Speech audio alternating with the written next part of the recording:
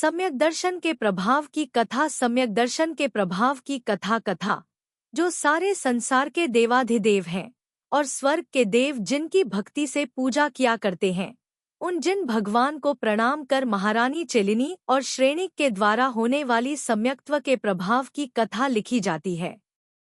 उपश्रेणिक मगध के राजा थे। राजगृह मगध की तब खास राजधानी थी।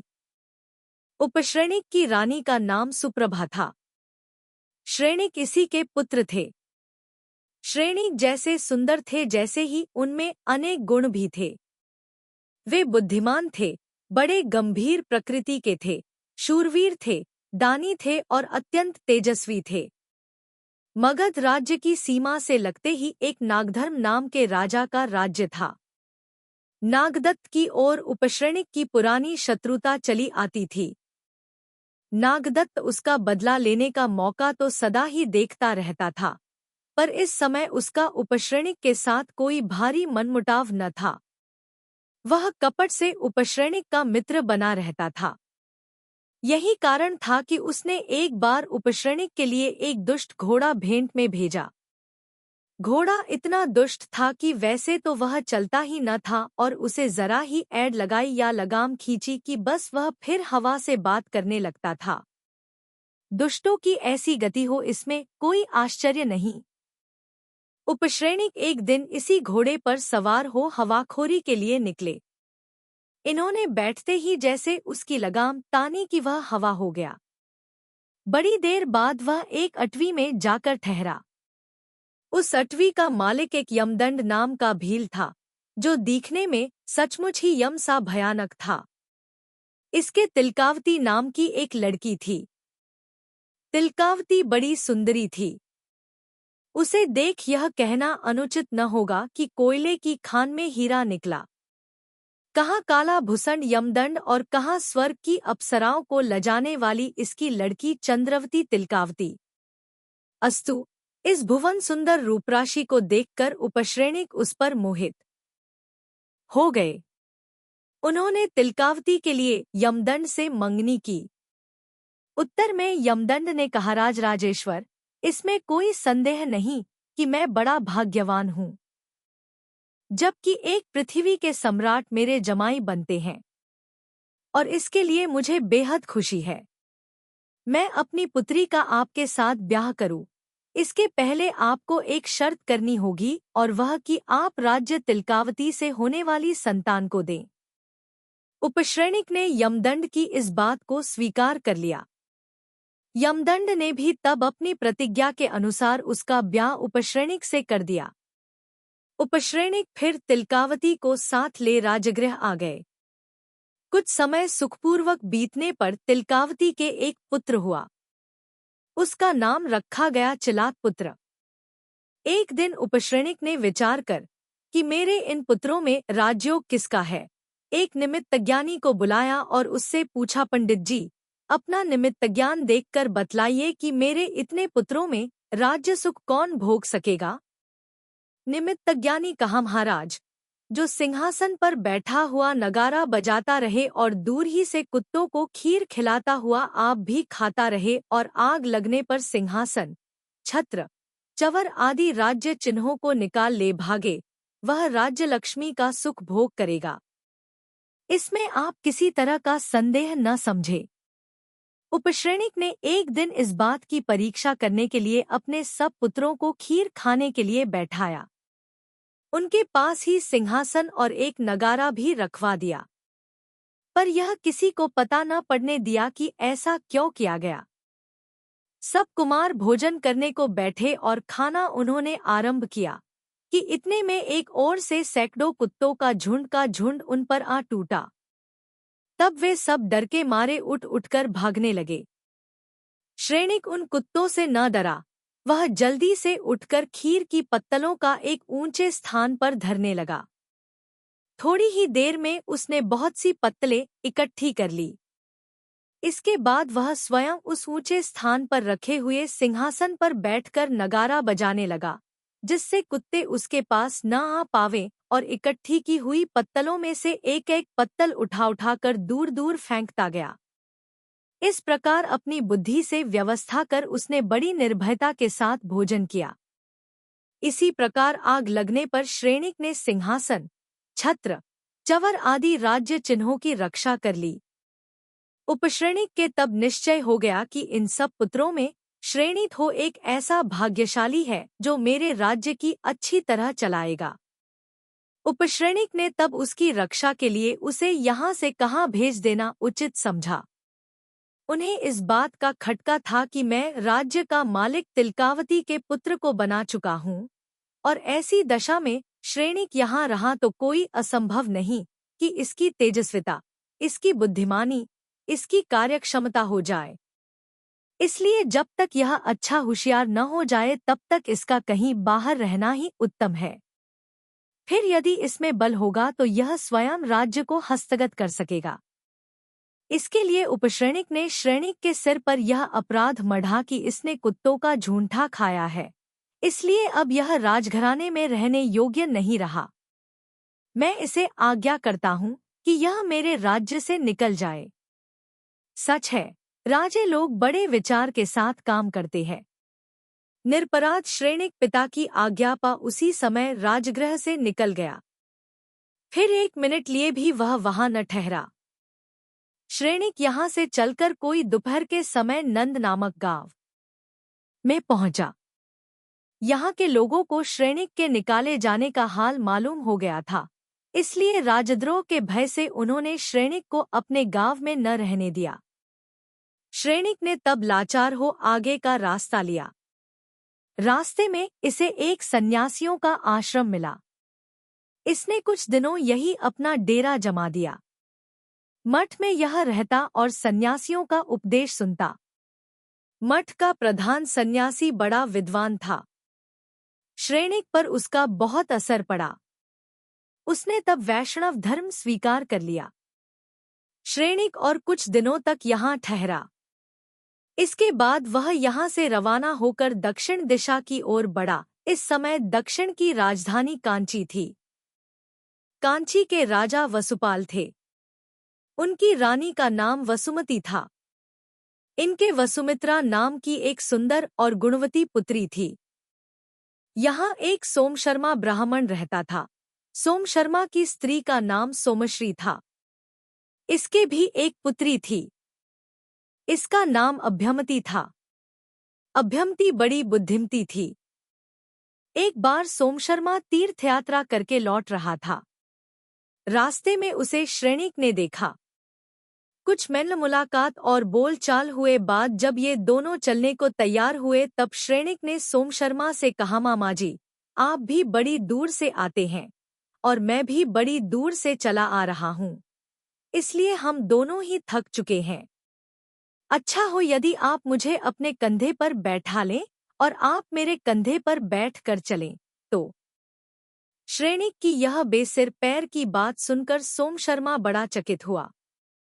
उसने समझा कि यह पागल हो गया जान पड़ता है। उसने तब श्रेणिक की बात का कुछ जवाब न दिया। थोड़ी दूर चुपचाप आगे बढ़ने पर श्रेणिक ने 2 गांवों को देखा। उसने तब जो छोटा गांव था उसे तो बड़ा बताया और जो बड़ा था उसे छोटा बताया। रास्ते में श्रेणिक जहां सिर पर कड़ी धूप पड़ती वहां तो छतरी उतार लेता और जहां वृक्षों की ठंडी छाया आती वहां छतरी को चढ़ा लेता। इसी तरह जहां कोई नदी नाला पड़ता तब तो वह जूतियों को पांवों में पहन लेता और रास्ते में उन्हें हाथ में लेकर नंगे पैरों चलता। आगे चलकर उसने एक स्त्री को पति द्वारा मार खाती देखकर सोमशर्मा से कहा, क्यों मामा जी, यह जो स्त्री पीट रही है वह बंधी है या खुली? आगे एक मरे पुरुष को देखकर उसने पूछा कि यह जीता है या मर गया? थोड़ी दूर चलकर इसने एक एक धान के पके हुए खेत को देखकर कहा, इसे इसके मालिकों ने खा लिया है या वे अब खाएंगे? इसी तरह सारे रास्ते में एक से एक असंगत और वेमतलब के प्रश्न सुनकर बेचारा सोमशर्मा ऊब गया। राम राम करते वह घर पर आया। श्रेणिक को वह शहर बाहर ही एक जगह बैठाकर यह कह आया कि मैं अपनी लड़की से पूछकर अभी आता हूँ, तब तक तुम वहां बैठना। अभ्यवती अपने पिता को आया देख बड़ी खुश हुई। उन्हें कुछ खिला पिला कर उसने पूछा, पिताजी, आप अकेले गए थे और अकेले ही आए हैं क्या? सोम शर्मा ने कहा, बेटा, मेरे साथ एक बड़ा ही सुंदर लड़का आया है, पर बड़े दुख की बात है कि वह बेचारा पागल हो गया जान पड़ता है। उसकी देवकुमार सी सुंदर जिंदगी धूलधानी हो गई। कर्मों की लीला बड़ी ही विचित्र है। मुझे तो उसकी वह स्वर्गीय सुंदरता और साथ ही उसका वह पागलपन देखकर उस पर बड़ी दया आती है। मैं उसे शहर बाहर एक स्थान पर बैठा आया हूँ। अपने पिता की बातें सुनकर अभ्यंती को बड़ा कौतुक हुआ। उसने सोम शर्मा से पूछा, हाँ तो पिताजी, उसमें किस तरह का पागलपन है? मुझे उसके सुनने की बड़ी उत्कंठा हो गई है, आप बतलाएं। सोम शर्मा ने तब अभ्यंती से श्रेणी की से सब चेष्टांकंधे पर चढ़ना चढ़ाना, छोटे गांव को बड़ा और बड़े को छोटा कहना, वृक्ष के नीचे छतरी चढ़ा लेना और धूप में उतार देना, पानी में चलने समय जूते पहन लेना और रास्ते में चलते उन्हें हाथ में ले लेना आदि कह सुनाई। अभ्यंती ने उन सबको सुनकर अपने पिता से कहा, पिताजी, जिस पुरुष ने ऐसी बातें की हैं, उसे आप पागल या साधारण पुरुष न समझें। वह तो बड़ा ही बुद्धिमान है।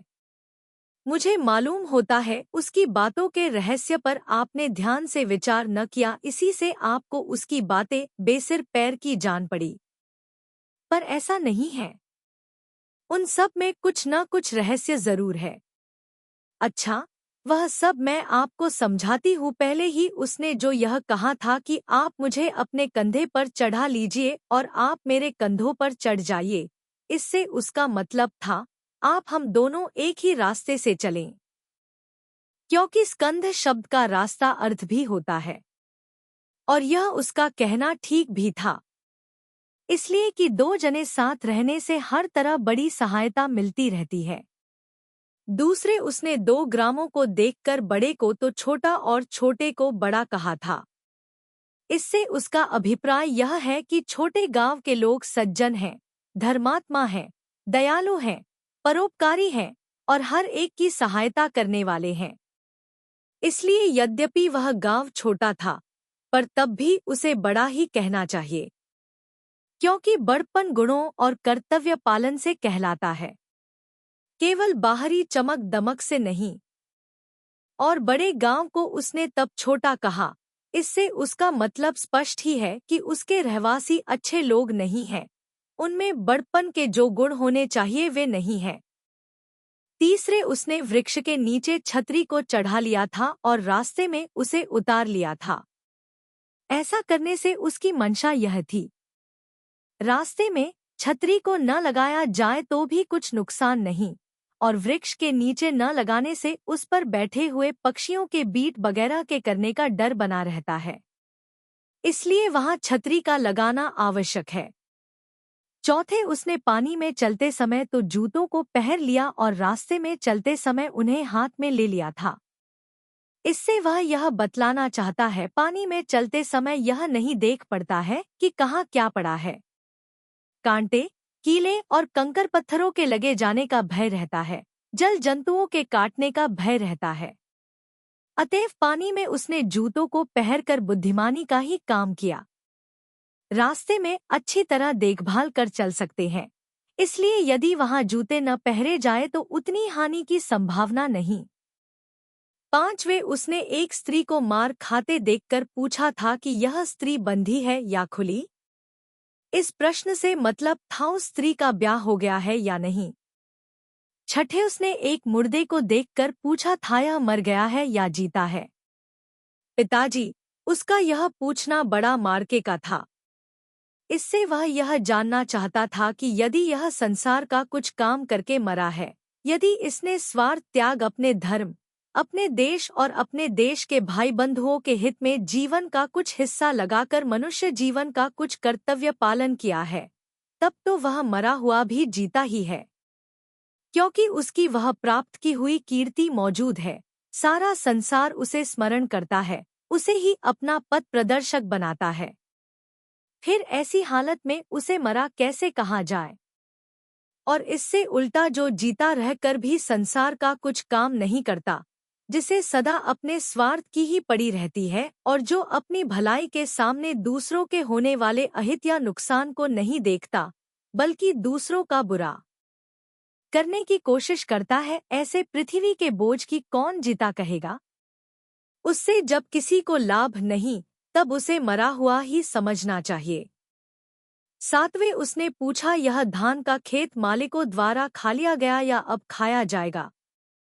इस प्रश्न से उसका यह मतलब था कि इसके मालिकों ने कर्ज लेकर इस खेत को बोया है या इसके लिए उन्हें कर्ज लेने की जरूरत न पड़ी, अर्थात अपना ही पैसा उन्होंने इसमें लगाया है। यदि कर्जा लेकर उन्होंने तैयार किया तब तो समझना चाहिए कि यह खेत पहले ही खा लिया गया, और यदि कर्ज नहीं लिया गया तो अब वे इसे खाएंगे, अपने उपयोग में लावेंगे।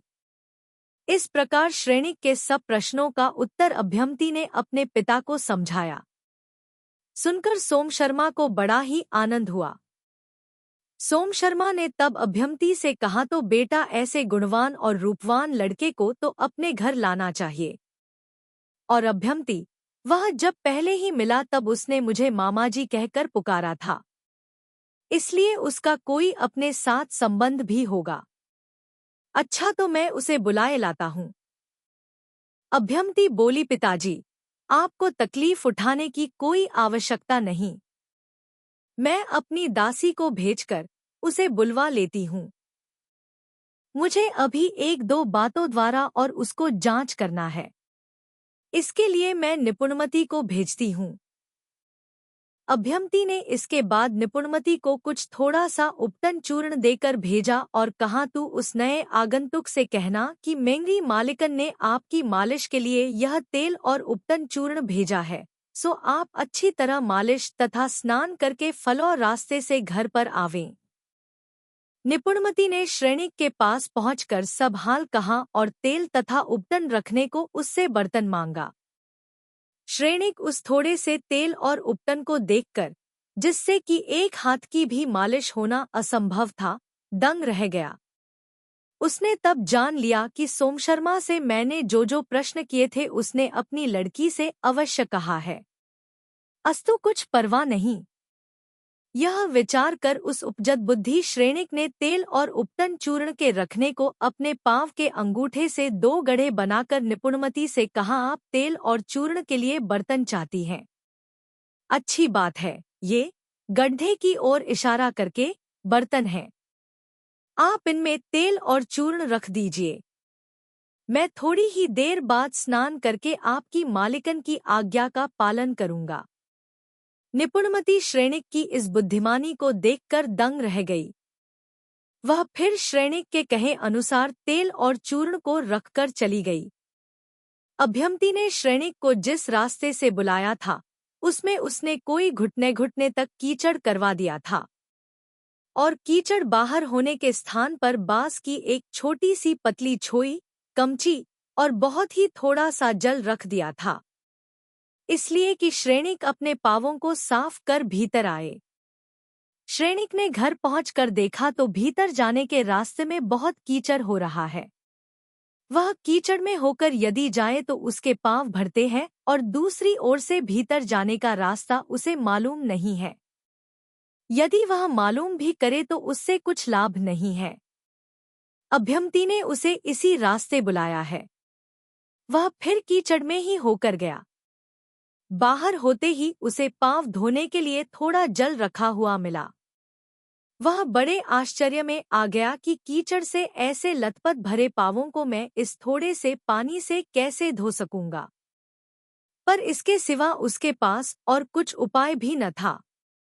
तब उसने पानी के पास ही रखी हुई उस छाई को उठाकर पहले उससे पांवों का कीचड़ साफ कर लिया और फिर उस थोड़े से जल से धोकर एक कपड़े से उन्हें पोंछ लिया।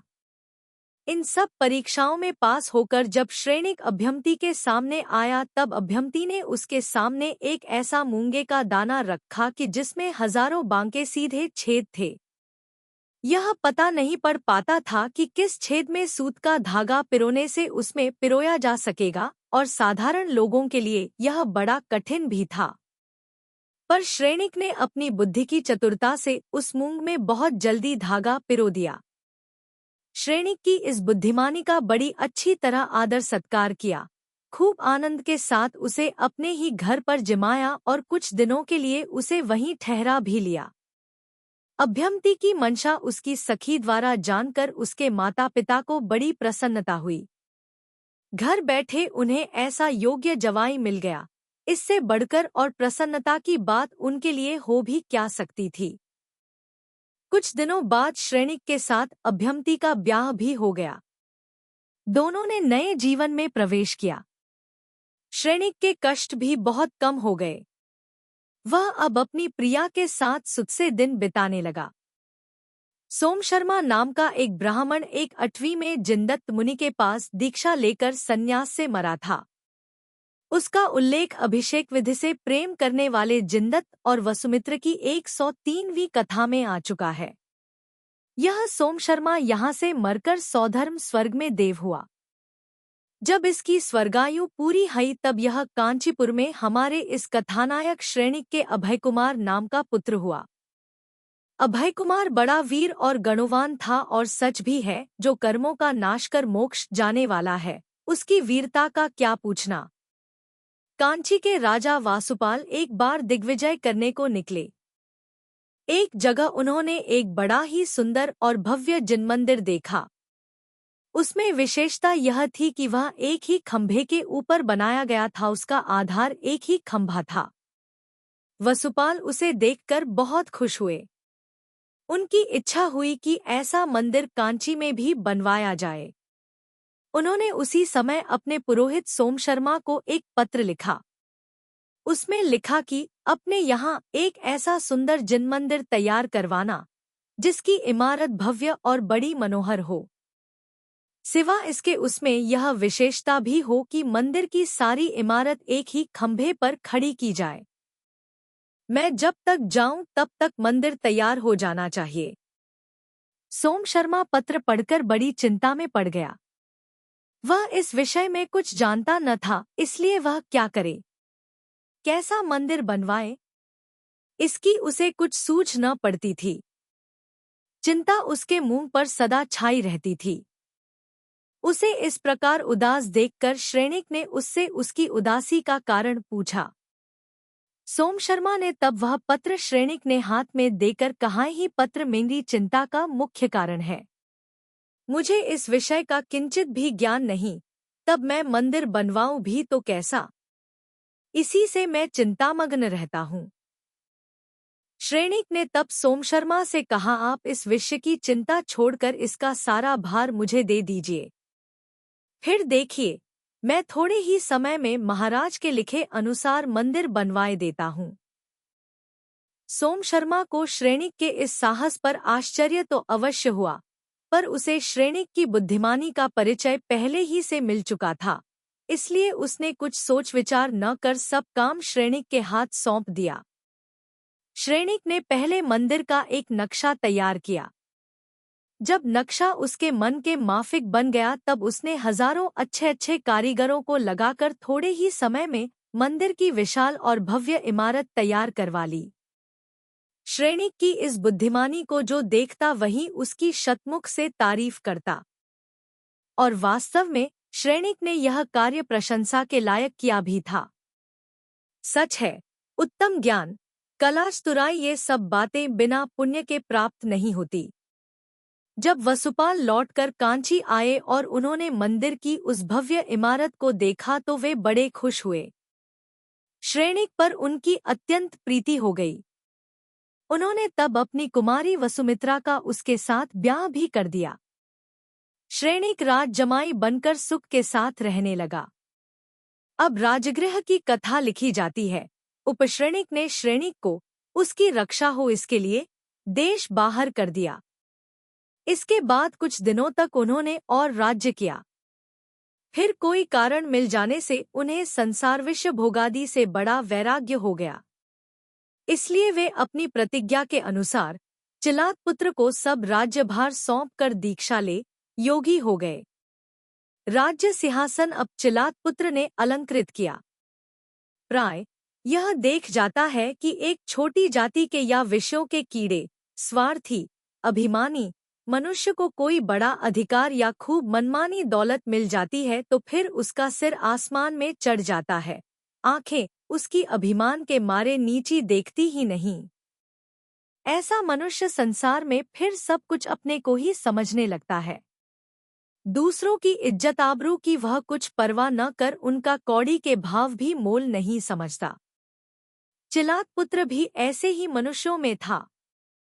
बिना परिश्रम या बिना हाथ पांव हिलाए उसे एक विशाल राज्य मिल गया और मजा यह कि अच्छे शूरवीर और गुणवान भाइयों के बैठे रहते। तब उसे क्यों न राजलक्ष्मी का अभिमान हो, क्यों न वह गरीब प्रजा को पैरों नीचे कुचलकर इस अभिमान का उपयोग करें। उसकी माँ भील की लड़की, जिसका कि काम दिन रात लूट खसोट करने और लोगों को मारने काटने का रहा, उसके विचार गंदे, उसकी वासनाएं नीचातिनीच, तब वह अपनी जाति, अपने विचार और अपनी वासना के अनुसार यदि काम करे तो इसमें नई बात क्या। कुछ लोग ऐसा कहें कि यह सब होने पर भी अब वह राजा है, प्रजा का प्रतिपालक है, तब उसे तो अच्छा होना ही चाहिए। इसका यह उत्तर है कि ऐसा होना आवश्यक है और एक ऐसे मनुष्य को, जिसका कि अधिकार बहुत बड़ा है, हजारों लाखों अच्छे अच्छे इज्जत आबरूदार, धनी गरीब, दीन दुखी जिसकी कृपा की चाह करते हैं, विशेषकर शिष्ट और सबका हितैषी होना चाहिए। हाँ, ये सब बातें उसमें हो सकती हैं जिसमें दयालुता, परोपकारता, कुलीनता, निर्भिमानता, सरलता, सज्जनता आदि गुण कुल परंपरा से चले आते हों। और जहाँ इनका मूल में ही कुछ ठिकाना नहीं वहाँ इन गुणों का होना असंभव नहीं तो दो साध्य अवश्य है। आप एक कौए को मोर के पंखों से खूब सजाकर सुंदर बना दीजिए, पर रहेगा वह कौआ का कौआ ही। ठीक इसी तरह चिलात पुत्र आज एक विशाल राज्य का मालिक जरूर बन गया, पर उसमें भील जाति का अंश है, वह अपने चिर संस्कार के कारण इसमें पवित्र गुणों की दाल गलने नहीं देता। और यही कारण हुआ कि राज्याधिकार प्राप्त होते ही उसकी प्रवृत्ति अच्छी ओर न होकर अन्याय की ओर हुई। प्रजा को उसने हर तरह तंग करना शुरू किया। कोई दुर्व्यसन, कोई कुकर्म उससे न छूट पाया। अच्छे अच्छे घराने की कुलशील सतियों की इज्जत ली जाने लगी। लोगों का धनमाल जबरन लूटा खोसा जाने लगा। उसकी कुछ पुकार नहीं, सुनवाई नहीं। जिसे रक्षक जानकर नियत किया वही जब भक्षक बन बैठा तब उसकी पुकार की भी कहाँ जाए। प्रजा अपनी आंखों से घोर अन्याय देखती, पर कुछ करने धरने को समर्थ न होकर वह मन मसोस कर रह जाती। जब चिलात बहुत ही अन्याय करने लगा तब उसकी खबर बड़ी बड़ी दूर तक बात सुन पड़ने लगी। श्रेणिक को भी प्रजा द्वारा यह हाल मालूम हुआ। उसे अपने पिता की निरीह प्रजा पर चिलात का यह अन्याय सहन नहीं हुआ। उसने तब अपने श्वसुर वसुपाल से कुछ सहायता लेकर चिलात पर चढ़ाई कर दी। प्रजा को जब श्रेणिक की चढ़ाई का हाल मालूम हुआ तो उसने बहुत खुशी मनाई और हृदय से उसका स्वागत किया। श्रेणिक ने प्रजा को सहायता से चिलात को सिंहासन से उतार देश बाहर किया और प्रजा की अनुमति से फिर आप ही सिंहासन पर बैठा। सच है, राज्य शासन वही कर सकता है और वही पात्र भी है जो बुद्धिमान हो, समर्थ हो और न्यायप्रिय हो। दुर्बुद्धि, दुराचारी, कायर और अकर्मण्य पुरुष उसके योग्य नहीं। इधर कई दिनों से अपने पिता को न देखकर अभय कुमार ने अपनी माता से एक दिन पूछा, माँ, बहुत दिनों से पिताजी देख नहीं पड़ते, सो वे कहा है। अभ्यंती ने उत्तर में कहा, बेटा, वे जाते समय कह गए थे कि राजगृह में पांडुकुटी नाम का महल है। प्राय मैं वहीं रहता हूँ, सो मैं जब समाचार दूँ तब वहीं आ जाना। तब से अभी तक उनका कोई पत्र न आया। जान पड़ता है राज्य के कामों से उन्हें स्मरण न रहा। माता द्वारा पिता का पता पा अभय कुमार अकेला ही राजगृह को रवाना हुआ। कुछ दिनों में वह नंदगांव में पहुंचा। पाठकों को स्मरण होगा कि जब श्रेणिक को उसके पिता उपश्रेणिक ने देश बाहर हो जाने की आज्ञा दी थी और श्रेणिक उसके अनुसार राजगृह से निकल गया था, तब उसे सबसे पहले रास्ते में यही नंदगांव पड़ा था। पर यहाँ के लोगों ने राजद्रोह के भय से श्रेणिक को गांव में आने नहीं दिया था। श्रेणिक इससे उन लोगों पर बड़ा नाराज हुआ था। इस समय उन्हें उनकी उस असहानुभूति की सजा देने के अभिप्राय से श्रेणिक ने उन पर एक हुक्मनामा भेजा और उसमें लिखा कि आपके गांव में एक मीठे पानी का कुआं है, उसे बहुत जल्दी मेरे यहाँ भेजो, अन्यथा इस आज्ञा का पालन न होने से तुम्हें सजा दी जाएगी। बेचारे गांव के रहने वाले स्वभाव से डरपोक ब्राह्मण राजा के इस विलक्षण हुक्मनामे को सुनकर बड़े घबराए। जो ले जाने की चीज होती है वही ले जाई जाती है, पर कुआं एक स्थान से अन्य स्थान पर कैसे ले जाया जाए? वह कोई ऐसी छोटी मोटी वस्तु नहीं जो यहाँ से उठाकर वहां रख दी जाए।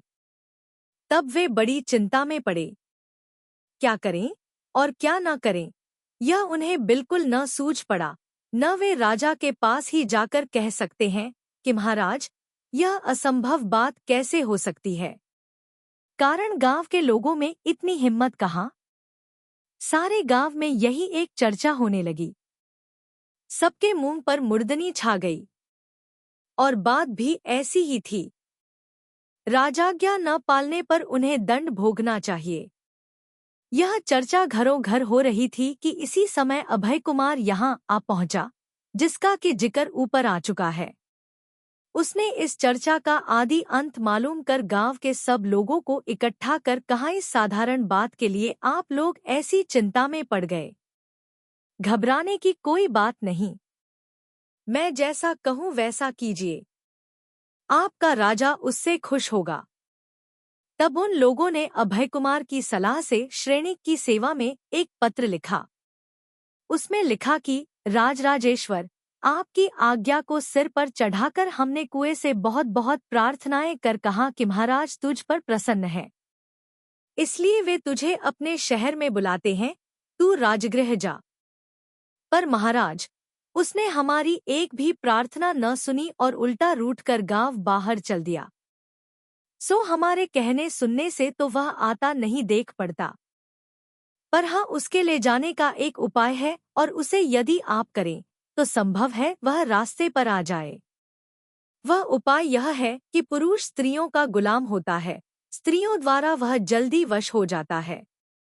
इसलिए आप अपने शहर की उदुम्बर नाम की कुई को इसे लेने को भेजे तो अच्छा हो।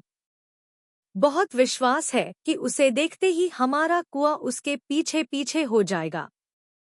श्रेणिक पत्र पढ़कर चुप रह गए। उनसे उसका कुछ उत्तर न बन पड़ा। सच है, जब जैसे को तैसा मिलता है तब अकल ठिकाने पर आती है, और धूतों को सहज में काबू में ले लेना कोई हंसी खेल थोड़े ही है। कुछ दिनों बाद श्रेणिक ने उनके पास एक हाथी भेजा और लिखा कि इसका ठीक ठीक तोल कर जल्दी खबर दो कि यह वजन में कितना है। अभय कुमार उन्हें बुद्धि सुझाने वाला था ही, सो उसके कहे अनुसार उन लोगों ने नाव में एक ओर तो हाथी को चढ़ा दिया और दूसरी ओर खूब पत्थर रखना शुरू किया। जब देखा कि दोनों ओर का वजन समतोल हो गया, तब उन्होंने उन सब पत्थरों को अलग तोलकर श्रेणिक को लिख भेजा कि हाथी का तोल इतना है। श्रेणिक को अब भी चुप रह जाना पड़ा। तीसरी बार तब श्रेणिक ने लिख भेजा कि आपका कुआं गांव के पूर्व में है, उसे पश्चिम की ओर कर देना, मैं बहुत जल्दी उसे देखने को आऊंगा। इसके लिए अभय कुमार ने उन्हें युक्ति सुझाकर गांव को ही पूर्व की ओर बसा दिया। इससे कुआं सुतरा पश्चिम में हो गया। चौथी बार श्रेणिक ने एक मेंढा भेजा कि यह मेंढा न दुर्बल हो, न बढ़ जाए और न इसके खाने पिलाने में किसी तरह की असावधानी की जाए। मतलब यह कि जिस स्थिति में यह अब है इसी स्थिति में बना रहे। मैं कुछ दिनों बाद इसे वापस मंगा लूंगा। इसके लिए अभय कुमार ने उन्हें यह युक्ति बताई कि मेंढे को खूब खिला पिला कर घंटा 2 घंटा के लिए उसे सिंह के सामने बांध दिया करिए। ऐसा करने से न यह बढ़ेगा और न घटेगा ही। वैसा ही किया गया। मेंढा जैसा था वैसा ही रहा। श्रेणिक को इस युक्ति में भी सफलता प्राप्त न हुई। 5वीं बार श्रेणिक ने उनसे घड़े में रखा एक कोला कद्दू मंगाया। इसके लिए अभय कुमार ने बेल पर लगे हुए एक छोटे कोले को घड़े में रखकर बढ़ाना शुरू किया और जब उससे घड़ा भर गया तब उस घड़े को श्रेणिक के पास पहुंचा दिया। 6ठी बार श्रेणिक ने उन्हें लिख भेजा कि मुझे बालूरेत की रस्सी की दरकार है, सो तुम जल्दी बनाकर भेजो। अभय कुमार ने इसके उत्तर में यह लिख भेजा कि महाराज, जैसी रस्सी आप तैयार करवाना चाहते हैं कृपा कर उसका नमूना भिजवा दीजिए, हम वैसी ही रस्सी फिर तैयार कर सेवा में भेज देंगे। इत्यादि कई बातें श्रेणिक ने उनसे करवाई। सबका उत्तर उन्हें बराबर मिला। उत्तर ही न मिला किंतु श्रेणिक को हतप्रभ भी होना पड़ा, इसलिए कि वे उन ब्राह्मणों को इस बात की सजा देना चाहते थे कि उन्होंने मेरे साथ सहानुभूति क्यों न बतलाई, पर वे सजा दे नहीं पाए। श्रेणिक को जब यह मालूम हुआ कि कोई एक विदेशी नंद गांव में है, वही गांव के लोगों को यह सब बातें सुझाया करता है, उन्हें उस विदेशी की बुद्धि देखकर बड़ा आश्चर्य हुआ और संतोष भी हुआ। श्रेणिक की उत्कंठा तब उसके देखने के लिए बढ़ी। उन्होंने एक पत्र लिखा। उसमें लिखा कि आपके यहाँ जो एक विदेशी आकर रहा है उसे मेरे पास भेजिए, पर साथ में उसे इतना और समझा देना कि वह न तो रात में आए और न दिन में, न सीधे रास्ते से आए और न टेढ़े मेढ़े रास्ते से। अभय कुमार को पहले तो कुछ जरा विचार में पड़ना पड़ा, पर फिर उसे इसके लिए भी युक्ति सूझ गई और अच्छी सूझी। वह शाम के वक्त गाड़ी के एक कोने में बैठकर श्रेणिक के दरबार में पहुंचा। वहां वह देखता है तो सिंहासन पर एक साधारण पुरुष बैठा है, उस पर श्रेणिक नहीं है। वह बड़ा आश्चर्य में पड़ गया। उसे ज्ञात हो गया कि यहाँ भी कुछ न कुछ चाल खेली गई है। बात यह थी कि श्रेणिक अंगरक्षक पुरुषों के साथ बैठ गए थे। उनकी इच्छा थी कि अभय कुमार मुझे न पहचान कर लज्जित हो। इसके बाद ही अभय कुमार ने एक बार अपनी दृष्टि राजसभा पर डाली। उसे कुछ गहरी निगाह से देखने पर जान पड़ा कि राजसभा में बैठे हुए लोगों की नजर बार बार एक पुरुष पर पड़ रही है और वह लोगों की अपेक्षा सुंदर और तेजस्वी है। पर आश्चर्य यह कि वह राजा के अंगरक्षक लोगों में बैठा है। अभय कुमार को उसी पर कुछ संदेह गया। तब उसके कुछ चिन्हों को देखकर उसे दृढ़ विश्वास हो गया कि यही मेरे पूज्य पिता श्रेणिक हैं। तब उसने जाकर उनके पांवों में अपना सिर रख लिया। श्रेणिक ने उठाकर झट उसे छाती से लगा लिया। वर्षों बाद पिता पुत्र का मिलाप हुआ। दोनों को ही बड़ा आनंद हुआ। इसके बाद श्रेणिक ने पुत्र प्रवेश के उपलक्ष्य में प्रजा को उत्सव मनाने की आज्ञा की। खूब आनंद उत्सव मनाया गया। दुखी अनाथों को दान किया गया। पूजा प्रभावना की गई। सच है, कुलदीपक पुत्र के लिए कौन खुशी नहीं मनाता। इसके बाद ही श्रेणिक ने अपने कुछ आदमियों को भेजकर कांची से अभ्यमती और वसुमित्रा इन दोनों प्रियाओं को भी बुलवा लिया। इस प्रकार प्रिया पुत्र सहित श्रेणिक सुख से राज्य करने लगे। अब इसके आगे की कथा लिखी जाती है। सिंधु देश की विशाला नगरी के राजा चेटक थे। वे बड़े बुद्धिमान, धर्मात्मा और सम्यक दृष्टि थे, जिन भगवान पर उनकी बड़ी भक्ति थी। उनकी रानी का नाम सुभद्रा था। सुभद्रा बड़ी पतिव्रता और सुंदरी थी। इसके 7 लड़कियां थीं। इनमें पहली लड़की प्रियकारिणी थी। इसके पुण्य का क्या कहना, जो इसका पुत्र संसार का महान नेता तीर्थंकर हुआ। दूसरी मृगावती, तीसरी सुप्रभा, चौथी प्रभावती, 5वीं चेलिनी, 6ठी ज्येष्ठा और 7वीं चंदना थी। इनमें अंत की चंदना को बड़ा उपसर्ग सहना पड़ा। उस समय इसने बड़ी वीरता से अपने सती धर्म की रक्षा की। चेटक महाराज का अपनी इन पुत्रियों पर बड़ा प्रेम था। इससे उन्होंने इन सब की एक ही साथ तस्वीर बनवाई। चित्रकार बड़ा होशियार था, सो उसने उन सबका बड़ा ही सुंदर चित्र बनाया। चित्रपट को चेटक महाराज बड़ी बारीकी के साथ देख रहे थे। देखते हुए उनकी नजर चेलिनी की जांघ पर जा पड़ी।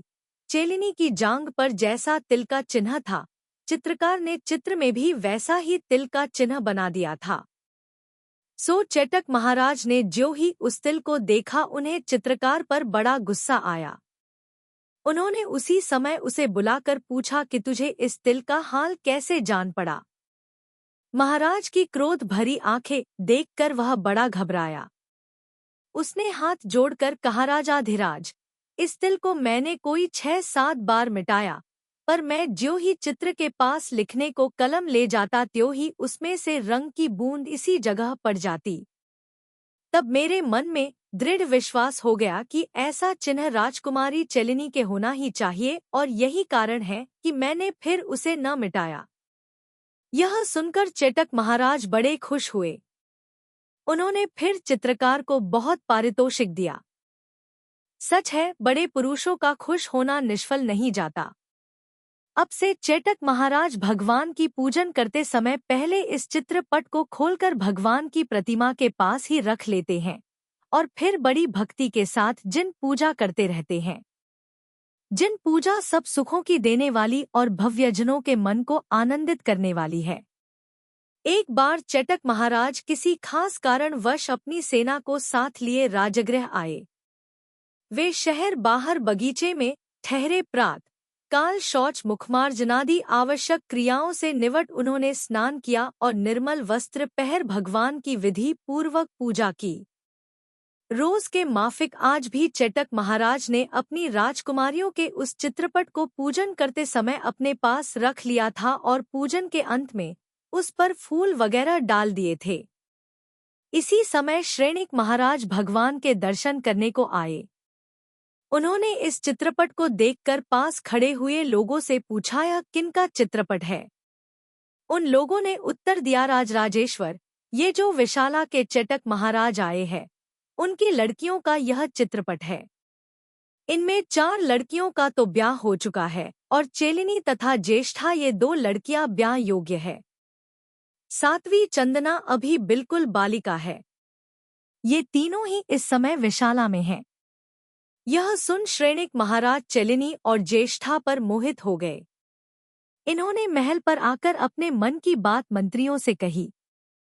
मंत्रियों ने अभय कुमार से कहा, आपके पिताजी ने चेटक महाराज से इनकी 2 सुंदर लड़कियों के लिए मंगनी की थी, पर उन्होंने अपने महाराज की अधिक उम्र देख उन्हें अपनी राजकुमारियों के देने से इनकार कर दिया। अब तुम बतलाओ कि क्या उपाय किया जाए जिससे यह काम पूरा पड़ ही जाए। बुद्धिमान अभय कुमार मंत्रियों के वचन सुनकर बोला, आप इस विषय की चिंता न करें, जब तक कि सब कामों को करने वाला मैं मौजूद हूँ। यह कहकर अभय कुमार ने अपने पिता का एक बहुत सुंदर चित्र तैयार किया और उसे लेकर साहूकार के वेश में आप विशाला पहुंचा। किसी उपाय से उसने वह चित्रपट दोनों राजकुमारियों को दिखलाया। वह इतना बढ़िया बना था कि उसे यदि एक बार देवांगनाएं देख पाती तो उनसे भी अपने आपे में न रहा जाता। तब ये दोनों कुमारियां उसे देखकर मुग्ध हो जाए, इसमें आश्चर्य क्या। उन दोनों को श्रेणिक महाराज पर मुग्ध देख अभय कुमार उन्हें सुरंग के रास्ते से राजगृह ले जाने लगा। चेलिनी बड़ी धूर्त थी। उसे स्वयं तो जाना पसंद था, पर वह ज्येष्ठा को ले जाना न चाहती थी। सो जब ये थोड़ी ही दूर आई होंगी कि चेलिनी ने ज्येष्ठा से कहा, हाँ बहन, मैं तो अपने सब गहनेदागी महलों में छोड़ आई हूँ, तू जाकर उन्हें ले आना, तब तक मैं यहीं खड़ी हूँ। बेचारी भोली भाली ज्येष्ठा इसके झांसे में आकर चली गई। वह आंखों की ओट हुई होगी कि चेलिनी वहां से रवाना होकर अभय कुमार के साथ राजगृह आ गई। फिर बड़े उत्सव के साथ यहाँ इसका श्रेणिक महाराज के साथ ब्याह हो गया। पुण्य के उदय से श्रेणिक की सब रानियों में चेलिनी के ही भाग्य का सितारा चमका। पटरानी यही हुई। यह बात ऊपर लिखी जा चुकी है। श्रेणिक एक सन्यासी के उपदेश से वैष्णव धर्मी हो गए थे और तब से वे इसी धर्म को पालते थे। महारानी चेलिनी जैनी थी, जिन धर्म पर जन्म से ही उसकी श्रद्धा थी। इन दो धर्मों को पालने वाले पति पत्नी का अपने अपने धर्म की उच्चता बाबत रोज रोज थोड़ा बहुत वार्तालाप हुआ करता था, पर वह बड़ी शांति से।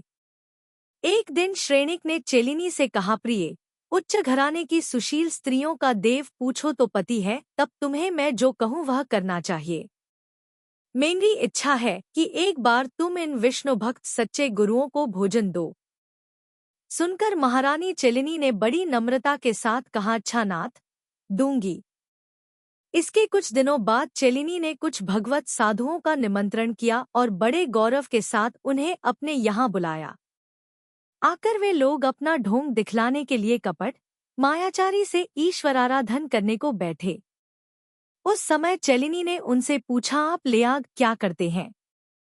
उत्तर में उन्होंने कहा, देवी, हम लोग मलमूत्रादि अपवित्र वस्तुओं से भरे इस शरीर को छोड़कर अपने आत्मा को विष्णु अवस्था में प्राप्त कर स्वानुभव का सुख भोगते हैं। सुनकर चेलिनी ने उस मंडप में, जिसमें कि सब साधु ध्यान करने को बैठे थे, आग लगवा दी। आग लगते ही वे सब भाग खड़े हुए। यह देख श्रेणिक ने बड़े क्रोध के साथ चेलिनी से कहा, आज तुमने साधुओं के साथ अनर्थ किया।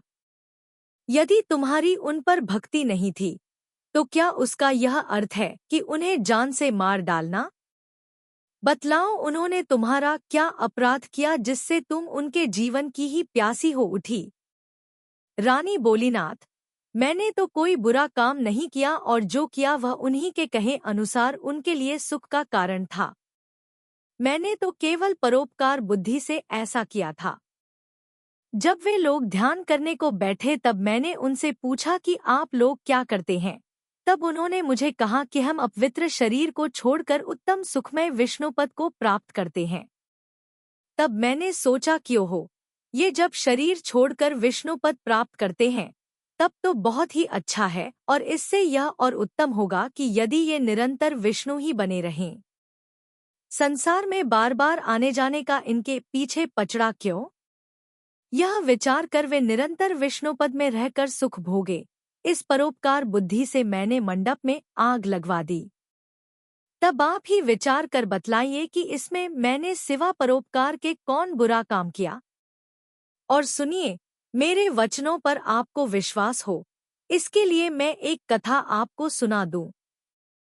जिस समय की यह कथा है, उस समय वत्सदेश की राजधानी कौशाम्बी के राजा प्रजापाल थे। वे अपना राज्य शासन नीति के साथ करते हुए सुख से समय बिताते थे। कौशाम्बी में दो सेठ रहते थे। उनके नाम थे सागरदत्त और समुद्रदत्त। दोनों सेठों में परस्पर बहुत प्रेम था। उनका प्रेम सदा ऐसा ही दृढ़ बना रहे, इसके लिए उन्होंने परस्पर में एक शर्त की। वह यह कि मेरे यदि पुत्री हुई तो मैं उसका ब्याह तुम्हारे लड़के के साथ कर दूंगा, और इसी तरह मेरे पुत्र हुआ तो तुम्हें अपनी लड़की का ब्याह उसके साथ कर देना पड़ेगा।